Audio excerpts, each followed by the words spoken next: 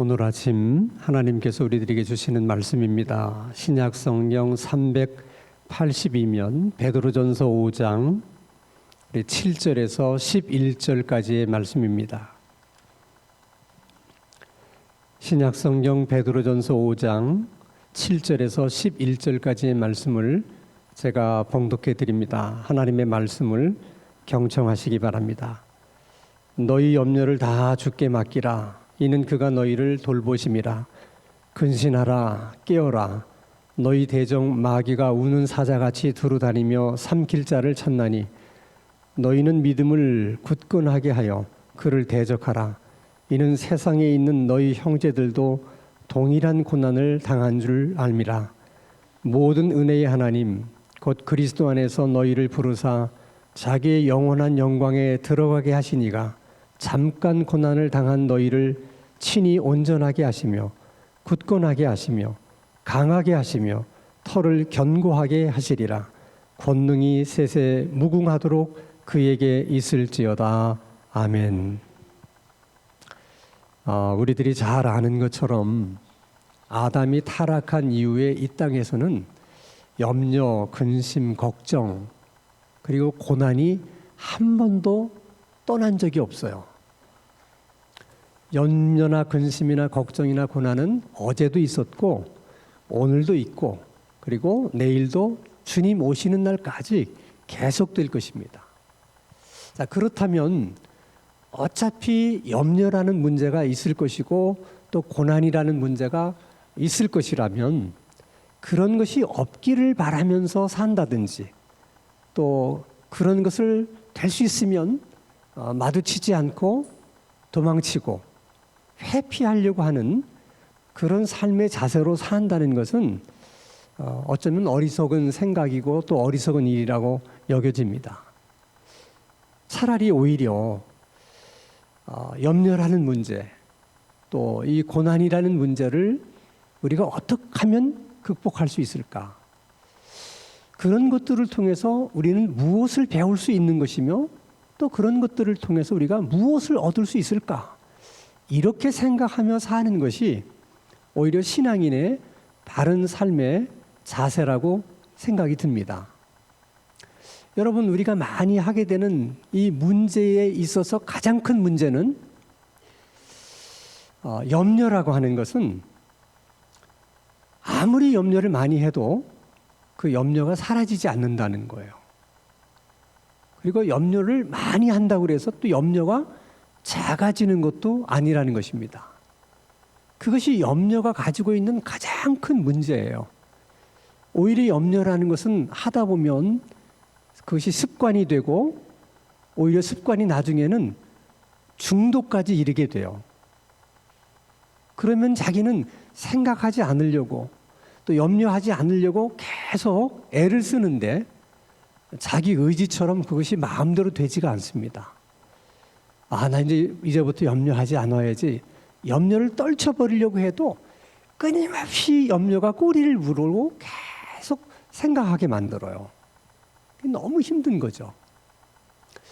그러면 이런 문제를 우리가 어떻게 하면 좋을까? 하나님은 우리가 이런 문제를 만났을 때 어떻게 하기를 하나님은 정말 원하시는 걸까? 그것에 대해서 말씀하고 있는 것이 오늘 우리가 함께 읽은 베드로전서 5장에 있는 말씀이에요. 두 가지로 나누어 생각할 텐데 하나는 염려의 문제입니다. 자, 염려의 문제가 우리에게 있을 때 우리는 어떻게 해야 되는가? 하나님은 어떻게 하기를 원하시는가? 자, 베드로전서 5장 7절 말씀을 봅니다. 너희 염려를 다 누구에게? 주님께 어떻게? 맡겨라. 이게 하나님의 생각이세요. 살아가다가 너희들에게 어떤 염려가 있어도 상관이 없다. 무슨 염려든 염려가 있으면 일단 주님께 맡겨라. 여기서 맡긴다고 하는 의미는 내가 근심하고 있는 것, 염려하고 있는 것을 다 이제 내가 주님께 맡겼으니까 나는 이제 그 문제하고 상관이 없다. 죽이 되든 밥이 되든 이제 주님이 알아서 하라. 나는 모르겠다 하는 책임 회피를 말하는 게 아니에요. 그런 염려하는 문제가 있을 때 그걸 하나님 앞에 가지고 나가서 하나님, 내가 살다 보니까 내가 생각하지 못했던 이런 염려거리가 생겼습니다. 이런 문제가 생겼습니다. 근데 이것을 제가 어떻게 하면 해결해야 좋을지 저는 잘 모르겠습니다. 그리고 저는 이것을 해결할 능력도 없습니다. 그러니 하나님 도와주세요. 이 염려의 문제를 제가 어떻게 해결할 수 있겠습니까? 지혜를 주시고 하나님 또 해결할 수 있는 능력도 주세요. 나는 다 모든 것을 하나님께 맡깁니다. 결과가 어떻게 나든 저는 그냥 하나님께서 인도하시는 대로 저는 그냥 순종하겠습니다.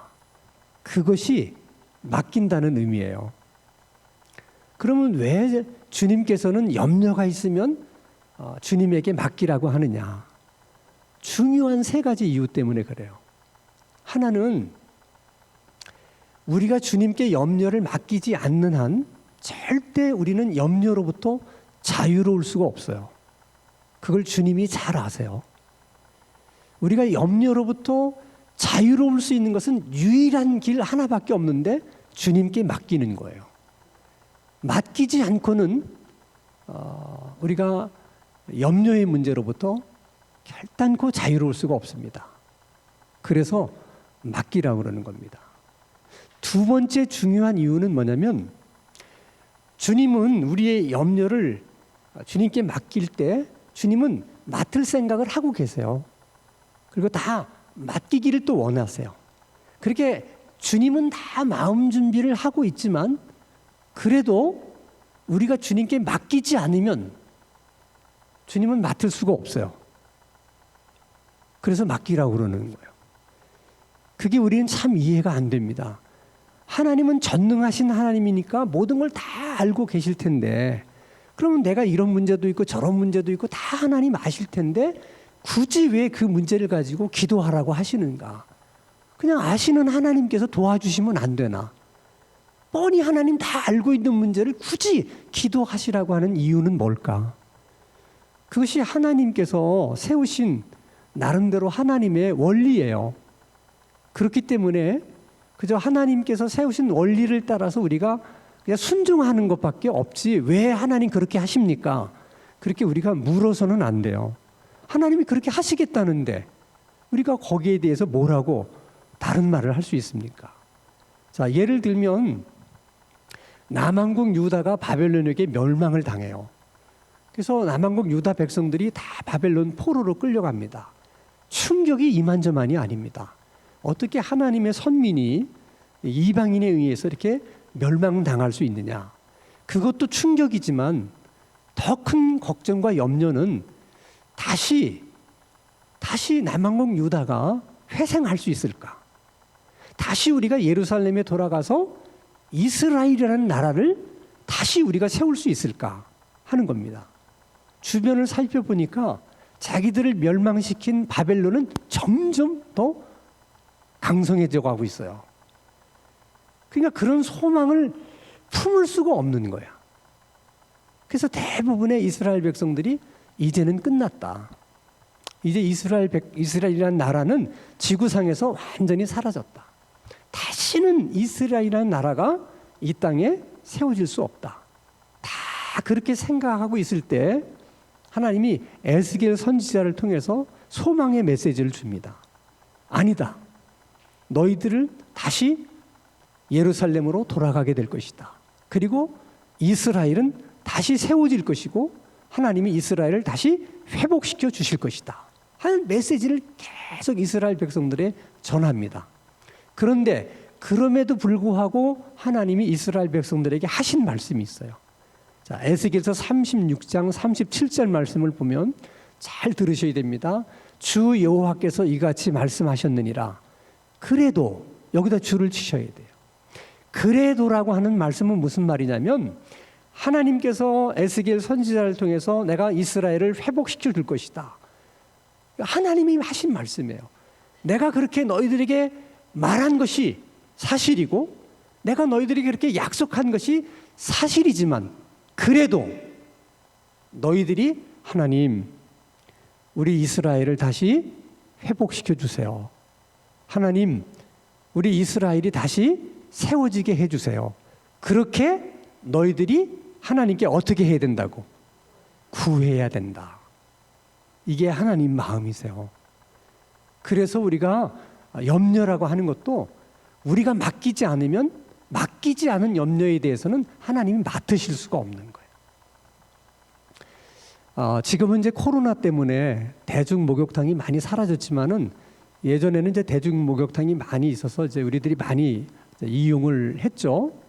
제가 한번 이제 대중 목욕탕에 갔는데 그날따라 제가 공금 100만 원을 이렇게 안주머니에 넣고 목욕탕을 가게 됐어요.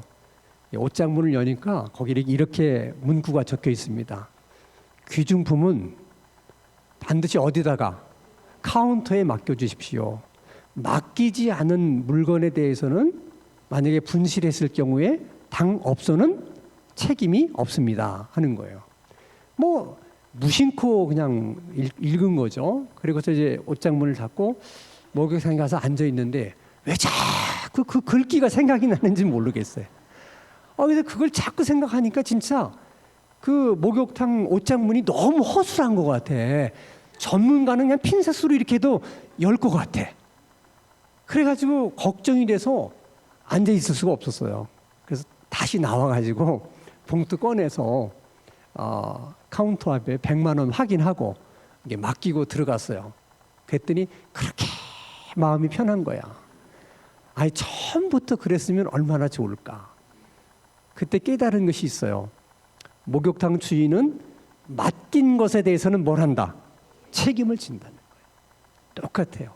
하나님도 우리가 맡긴 염려에 대해서는 책임을 지신다는 거예요. 아멘.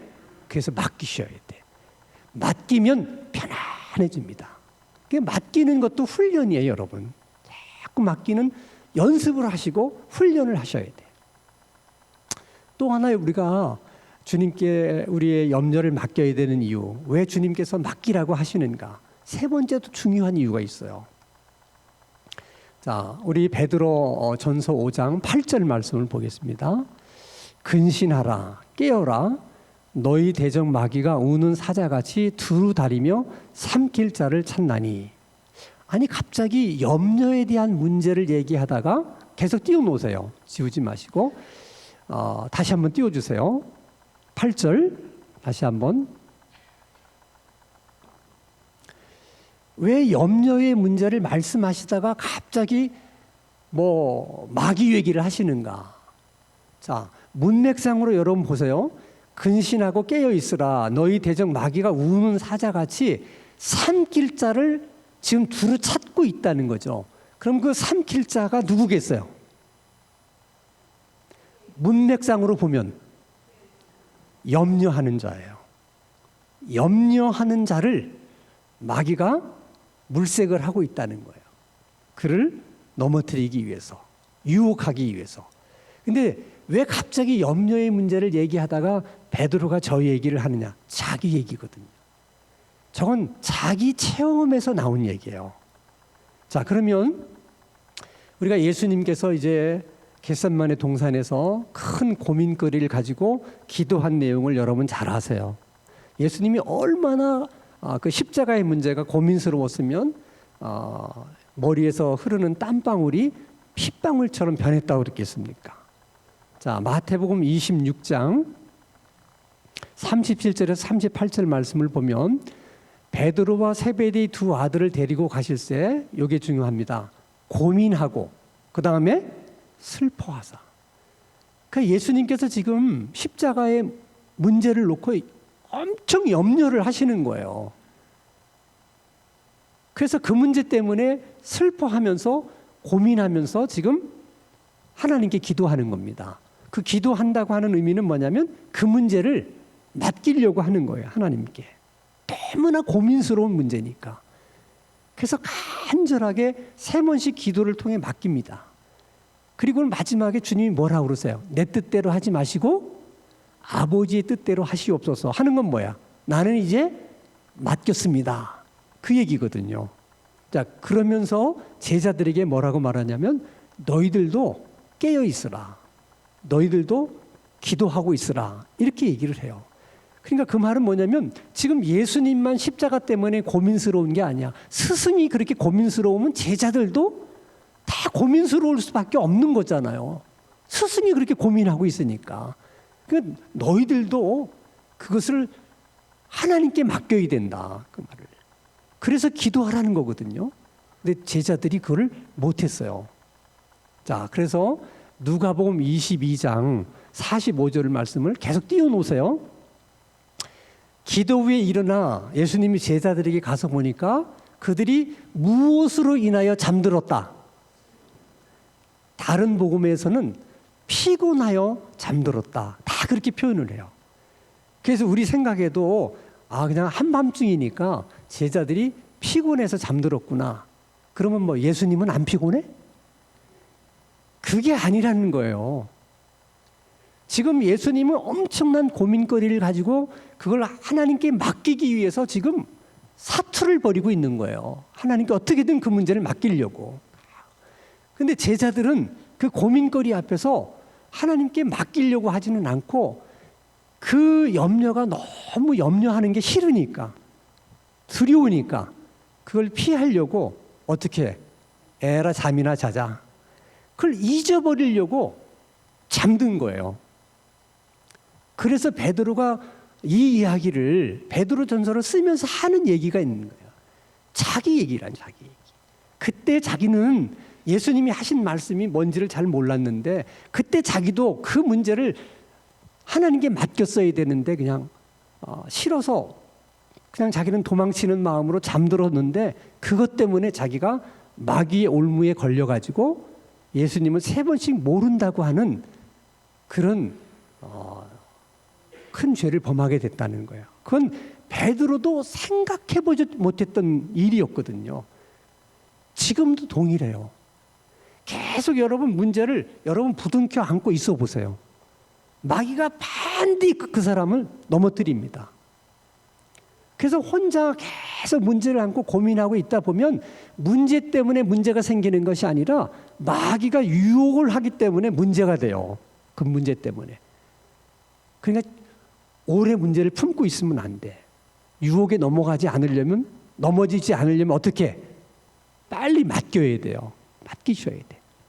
그리고 문제는 하나님께 맡긴다는 얘기는 여러분 문제로부터 도망치지 말라는 거예요. 도망가지 말라는 거야. 그 문제가 너무 힘드니까 자꾸 없는 것으로 생각하려고 그러고 도망치려고 그래. 그러면 문제를 자꾸 여러분 피해서 도망가면 누가 따라오겠어? 그렇지. 어떻게 이렇게 잘하세요? 계속 마귀가 따라오는 거예요. 언제까지? 넘어뜨릴 때까지. 그래서 주님이 염려가 있으면 맡기라 이렇게 얘기하는 거예요. 자, 두 번째는 이제 고난에 대한 문제예요. 우리가 다 살다 보면 이런저런 고난을 겪게 될 텐데 고난을 겪을 때 너희들이 꼭 생각해야 될 것이 하나 있는데 그건 뭐냐면 나만 겪는 고난이라고 생각하지 말라는 거예요. 자, 베드로전서 5장 9절 말씀 보면 제일 마지막 줄에 이런 말씀이 있어요. 너희 형제들도 무슨 고난을? 동일한 고난을 당하는 줄을 압니다. 그러니까 나만 겪는 고난이라고 생각하지 마라. 너 이전에 있었던 신앙의 선배들도 너 같은 고난을 다 겪었고 네 신앙의 후배들도 앞으로 그런 고난을 겪게 될 것이다. 주님이 오시는 날까지 그 일은 계속 되풀이될 수밖에 없다는 거예요. 근데 우리가 고난을 겪을 때 가장 큰 실수가 뭐냐면 왜 나에게만 이런 고난이 찾아왔는가? 왜 하필이면 하나님이 우리 가정에게만 이런 고난을 주셨는가? 이런 생각인 거예요. 그 생각을 버리라는 거예요.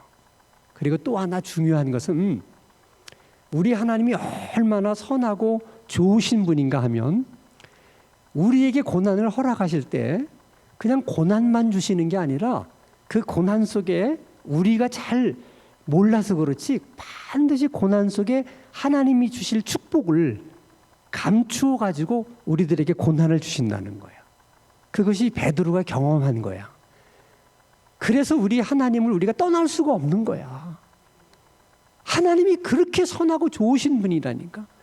그냥 고난만 주시는 게 아니라 고난을 주실 때는 그 고난 속에 축복을 잘 포장해 갖고 우리 눈에 잘 안 보이지만은 주시는 거예요. 그래서 복음성가 가운데 그런 하나님의 마음을 잘 표현한 복음성가가 있어요. 뭐 주님 손잡고 일어서세요 하는 복음성가인데 가사를 여러분 유념해 보실 필요가 있어요. 한번 띄워보세요. 화면에. 왜 나만 겪는 고난이냐고 띄워보세요. 자, 왜 나만 겪는 고난이냐고 불평하지 마세요. 그 다음 구절이 중요해요. 고난의 뒤편에 있는 주님이 주신 축복 미리 보면서 감사하라. 고난 속에 감추어진 하나님의 축복을 미리 보면서 감사하라. 미리 보면 감사할 수 있다. 너무 견디기 힘든 지금 이 순간에도 주님은 계속 일하고 계신다. 남들은 다 믿음 없는 사람들, 믿지 않는 사람들은 다 지쳐 앉아 있을지라도 당신만은 일어서라. 왜? 당신은 하나님의 자녀가 아니냐. 예수님을 믿는 예수님의 군사가 아니냐. 힘을 내라. 힘을 내라. 주님이 여러분의 손을 붙잡고 있다. 주님이 나와 함께함을 여러분 믿는다면 어떤 역경도 여러분 이겨낼 수 있다. 2절이에요. 왜 이런 슬픔 찾아왔는지 원망하지 마세요. 당신이 잃은 것보다 주님께 받은 은혜가 더 많다. 하나님이 우리에게 고난을 하나를 주시면 은혜는 열을 주시고 복은 열을 주시는 하나님이야. 그만큼 하나님이 좋으신 분이에요. 그렇기 때문에 그런 것을 생각한다면 여러분들은 얼마든지 고난을 이겨낼 수 있다는 거야. 이렇게 은혜로운 복음성가는 가사만 읽어가지고는 안 되고 한번 불러봐야 돼. 같이 한번 불러보겠습니다. 1절, 2절.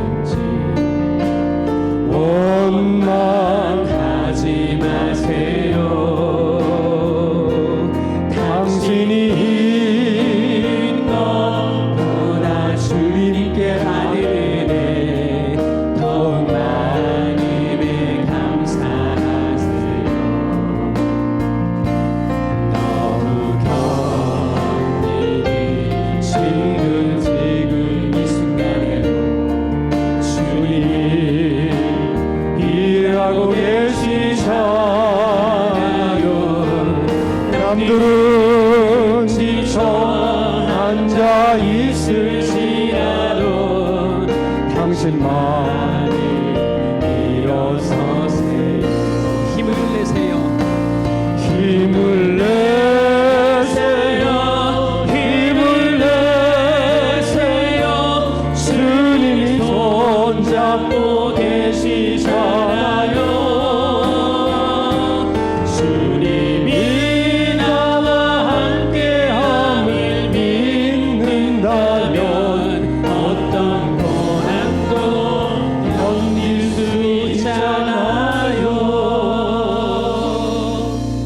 아멘. 그러면 하나님께서 고난과 함께 우리에게 주시는 축복은 정말 뭘까?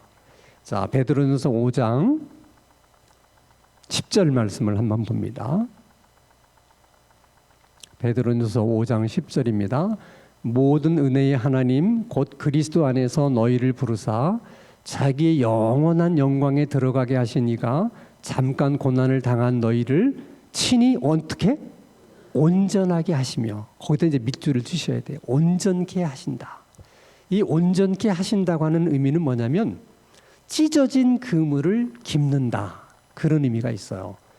그러니까 어부들은 생계가 물고기를 잡는 거잖아요. 그러니까 늘 나가서 그물을 던져서 물고기를 잡아요. 근데 그물을 100번, 200번 이렇게 던지다 보면 어쩔 수 없이 그물이 찢어지는 경우가 생깁니다. 찢어진 그물은 던질 수가 없어요. 왜? 던져봤자 다 새나가니까. 그런데 놀라운 것은 우리가 고난당하는 그 시간에 우리는 모르지만 아까도 우리가 부른 찬송처럼 주님이 일하고 계신다고 그랬잖아요. 우리가 고난을 당하는 그 시간에 주님은 찢어진 그물을 깃고 계시는 거예요. 그래서 더 튼튼한 그물을 만드세요. 튼튼한 그물을. 그래서 우리가 고난의 시기가 지나간 다음에는 다시 우리가 그물을 던질 수 있어요.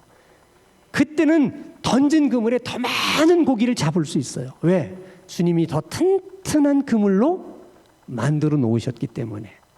그것이 고난을 통해서 우리에게 주시는 주님의 복이라는 거예요.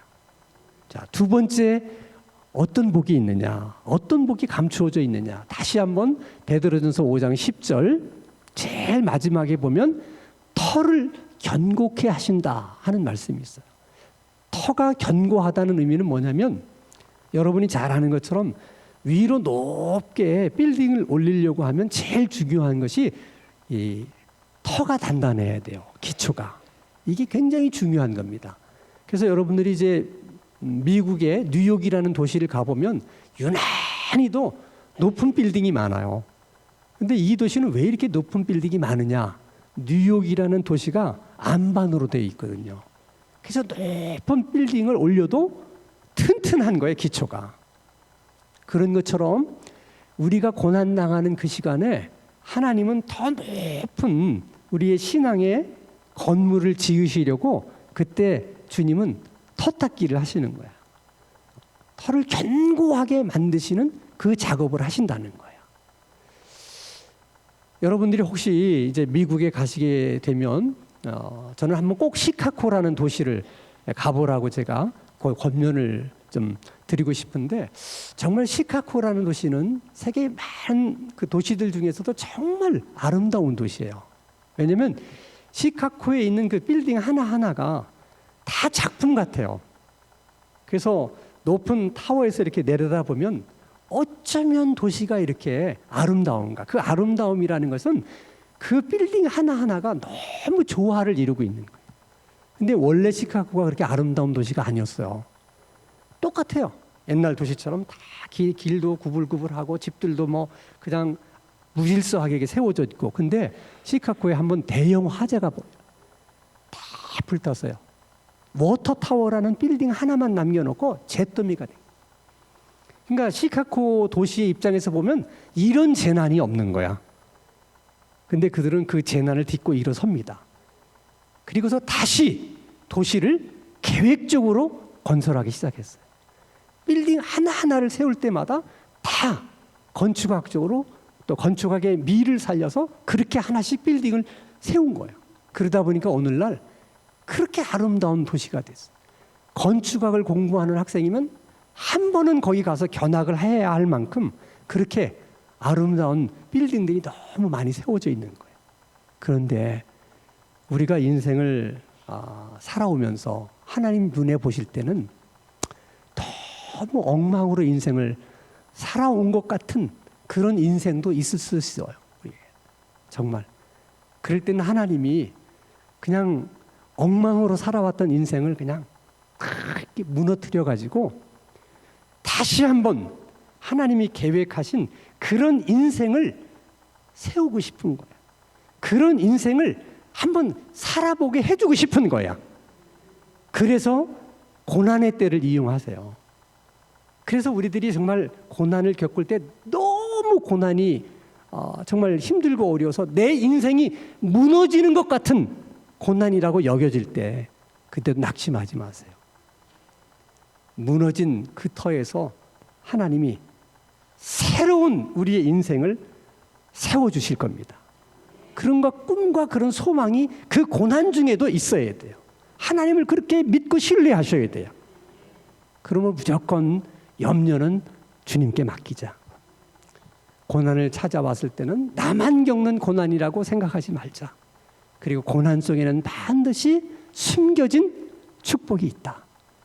그래서 이번 한 주간을 살면서도 걱정할 일, 염려할 일 있으면 다 주님께 맡겨드리는 한 주간이 되기를 바라고, 여러분이 겪는 그 어려움을 통해서 여러분의 믿음이 더 견고해지고 더 완성되어지는, 온전해지는 그런 하나님의 은혜의 역사가 있게 되기를 주님의 이름으로 축원합니다. 거룩하신 아버지 하나님, 모든 염려를 주님께 맡기라는 주님의 말씀에 그저 우리는 무조건 순종할 수 있는 은혜를 주시옵소서. 그리고 고난 속에 감추어진 그 하나님의 축복을 볼 수 있는 믿음의 눈을 주시고 영적인 눈을 허락해 주시옵소서. 예수 그리스도 이름으로 기도하옵나이다. 아멘.